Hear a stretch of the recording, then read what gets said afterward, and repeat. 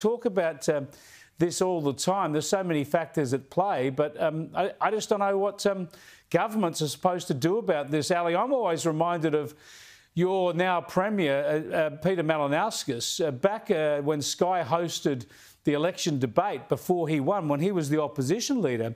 He gave a really honest answer.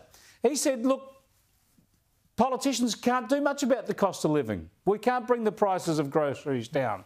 But what they can do, I suppose, is make sure they don't add to the burden and they free up the economy as much as possible.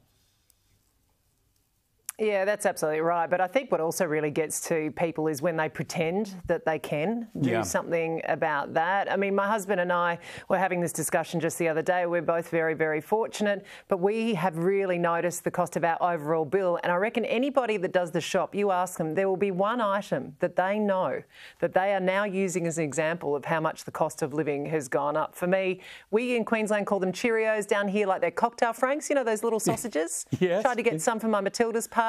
Gone from $6 to $9 a kilo. Outrageous.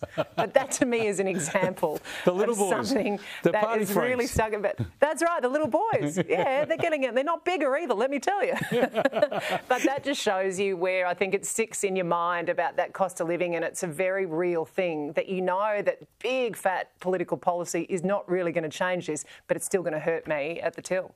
But you're so right, Ali. Some of the politicians give you the impression they can, especially when they're trying to win elections. Have a look at Anthony Albanese as opposition leader. Taking pressure off the cost of living, of addressing cost of living issues to take pressure off living standards. There is a cost of living crisis. Meaningful help with your cost of living. The cost of everything is going up. There you go, Nick Cater. He was going to promise the world, wasn't he? He did promise the world, but he hasn't delivered on that stuff.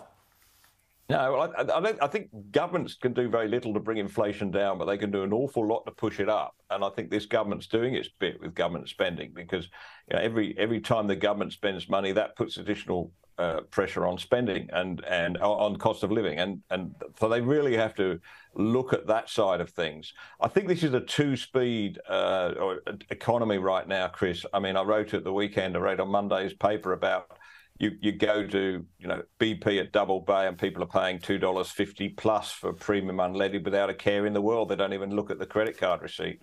Whereas, you go down to Casula down in near Liverpool and they're queuing around the block, to get into Costco to get the cheap petrol. Absolutely. So I think you've got to save yourself $10 really on a tank. Here. Yeah, people are hurting. There's no doubt about that. Thanks for joining us, Nick. I appreciate it. Nick and Ali Clark. You can listen to Ali at breakfast on Mix FM in Adelaide.